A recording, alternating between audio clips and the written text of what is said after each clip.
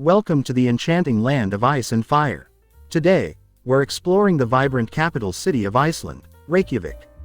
Join us as we uncover the top 10 things to do in this picturesque city that's filled with stunning landscapes, rich history, and a whole lot of adventure.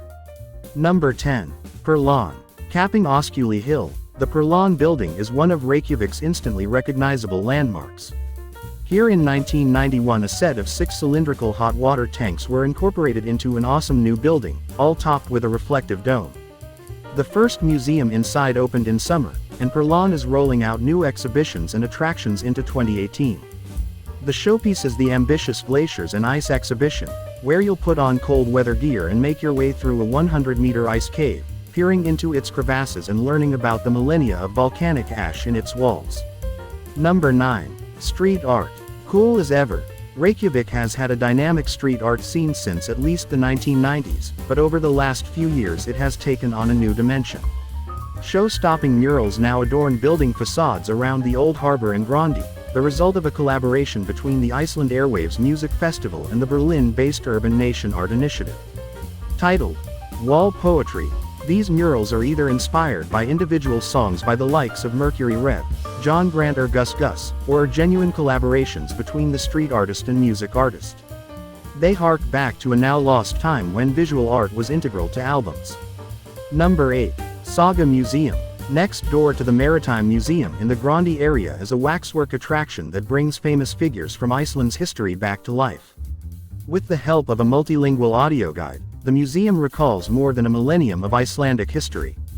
It details all the hardships like earthquakes, volcanic eruptions and disease that would have been suffered during the island's settlement from the 9th century AD. What lifts the Saga Museum above a typical waxwork exhibition is the amount of skill and effort that has gone into each tableau. Number 7. Reykjavik Maritime Museum. Built in 1947, this fish freezing factory at Reykjavik's Old Harbor was converted into Reykjavik's Maritime Museum in 2005. The old fish processing hall has a superb exhibition about the history of sailing in Iceland, with a specially constructed wooden pier that has seawater flowing beneath. You'll access the pier via the reconstructed deck of the MV Gullfoss, a ferry operating between Iceland, Denmark and Scotland in the mid-20th century. The exhibition, From Poverty to Abundance, explains the transformative effect of technological advances on Iceland's fishing industry in the 20th century. Docked outside is the ICGV Oin, a Coast Guard vessel that took part in all 3 Cod Wars between Iceland and the UK in the 1960s and 70s. Number 6. The Island. In the Hvalfjord or almost within touching distance of the city's waterfront is the small island of V. The Elding ferry service has regular crossings to V, unmissable for its historical architecture and modern culture. You can navigate the island's trails on foot or by bike, on the hunt for one of the oldest churches in the country, and VE House, which was the first structure in Iceland to be built from stone. Against the island's stark heathland are modern monuments like Yoko Ono's Imagine Peace Tower light installation. Between October 9th, Lennon's birthday, to December 8th, anniversary of his death, you can't help but notice this luminous column from the mainland. Number 5. The Settlement Exhibition. An intriguing archaeological site on Ulstræti in Reykjavik 101, the Settlement Exhibition has preserved the vestiges of one of Iceland's oldest houses. This hall is from the settlement age, sometime in the 10th century, and the wall nearby is even older, dating before 871. These ruins can be dated so precisely because of an eruption in 870 at Torfajökull that left a fine layer of tephra as far as Greenland. There it was buried in layers of ice, which can be read as a sort of natural calendar. The ruins are accompanied by explanations of Viking building methods via models and interactive displays that also shed light on the lifestyle in the period. Number 4. Arbajar Sigurdsson. Reykjavik wouldn't be a Nordic capital if it didn't have a Skansen-style open-air museum shedding light on the customs, work and home life of previous generations. Arbajar Sigurdsson was founded on an abandoned farm in 1957 to preserve a piece of old Reykjavik amid the intense construction taking place in the city at the time. The buildings at the museum are nearly all authentic, dating mostly to the 19th century.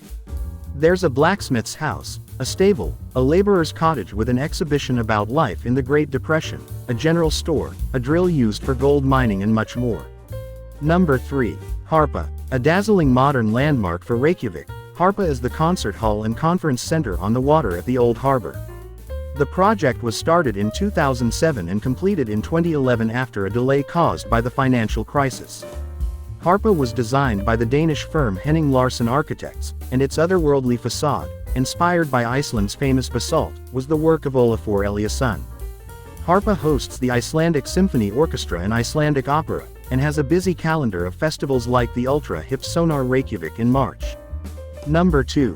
National Museum of Iceland. To get up to speed on Iceland's 1,200 years of human history, there's only one place to go.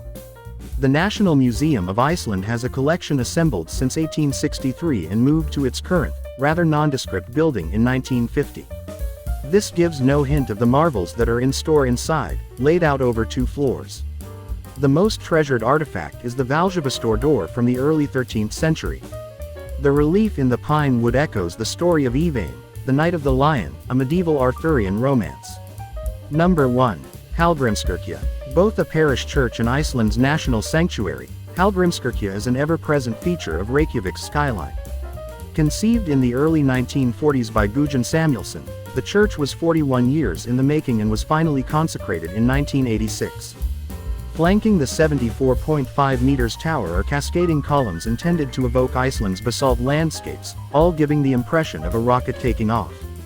Just in front is a statue of Leif Erikson, the Norse explorer credited as the first European to set foot on American soil at the turn of the 11th century.